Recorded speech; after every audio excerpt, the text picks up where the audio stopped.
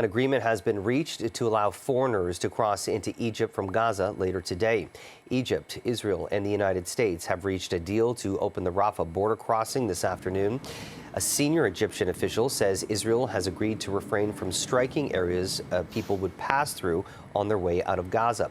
He said Qatar also was involved in the negotiations and that the agreement was approved by Hamas and Islamic Jihad. Both those groups have been declared terrorist organizations by Canada and many other Western countries.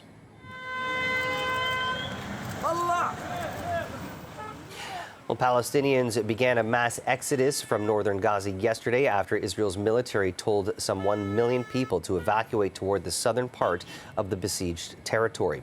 It's an unprecedented order applying to almost half the population. The United Nations is warning that so many people fleeing en masse would be calamitous.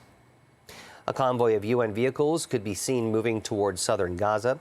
There are logistical concerns with the evacuation due to a decimated infrastructure and the dense population concentration in an area 40 kilometers long.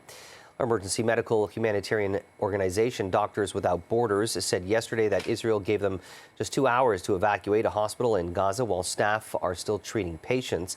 The organization says it unequivocally condemns this action, what it calls the continued indiscriminate bloodshed and attacks on healthcare in Gaza. The World Health Organization says evacuating hospitals in Gaza would be a disaster. Palestinian officials have informed the organization that it's impossible to evacuate vulnerable patients without risking their lives.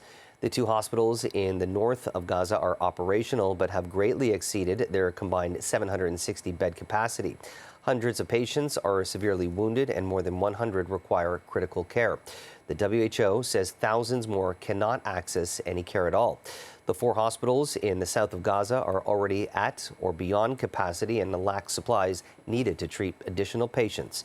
A statement reads in part, "With ongoing airstrikes and closed borders, civilians have no safe place to go. Almost half of the population of Gaza is under 18 years of age. The WHO asks for the immediate establishment of a humanitarian corridor for their onward safe delivery to healthcare facilities in Gaza, including via Rafah.